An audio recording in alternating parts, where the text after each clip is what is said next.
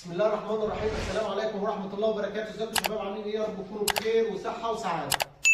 النهارده يا شباب زي ما انتم شايفين بقى انا كده الفيديو ده ان شاء الله من اعز حاجة على قلبي.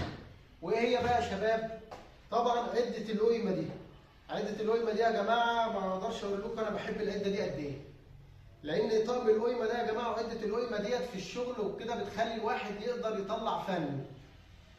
ولو انتم حابين يا جماعة تشوفوا فيديوهات لها علاقه بالقيمه والفن والديكور والحاجات ديت، اكتبوا لي في التعليقات يا جماعه ان انتوا عايزين تشوفوا حاجات من دي، وانا ان شاء الله اعمل لكم فيديوهات واحنا بندق قيمه وبنصمم وبنعمل الرسومات والمخ عرق بقى وورقه الشجر والبساطيم والريش والحاجات دي كلها يا جماعه في القيمه. لو انت حابب تشوف الكلام ده اكتب لي بس في التعليقات وريني يا مدحت، وانا ان شاء الله اعمل لكم فيديوهات جميله باذنك انت اهو. لكن النهارده يا جماعه الفيديو احنا بنظبط عده القيمه عشان نحطها في المكان ده.